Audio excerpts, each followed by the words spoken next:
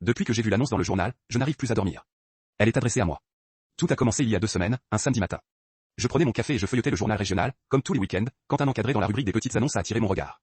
Une annonce sans nom, sans numéro de téléphone, juste 3 lignes. Marc. J'ai vu ce que tu as fait le 14 mars. Je sais où tu habites.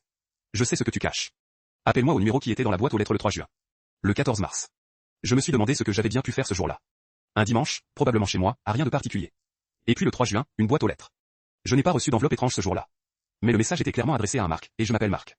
J'ai mis ça sur le compte du hasard, en me disant qu'il y avait des centaines de Marc dans la région. Mais le lendemain matin, j'ai trouvé dans ma boîte aux lettres une enveloppe sans timbre, sans adresse, juste mon prénom écrit à la main. À l'intérieur, une carte blanche avec un seul mot, bientôt. J'ai appelé la police. Ils ont pris ma déposition, m'ont dit de ne pas ouvrir d'enveloppe suspecte, de ne pas y toucher avec les doigts. Ils ont emporté la carte, ont promis de faire des relevés d'empreintes.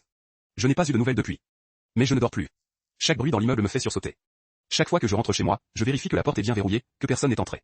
Je regarde par la fenêtre avant d'éteindre la lumière, en me demandant si quelqu'un me regarde depuis la rue.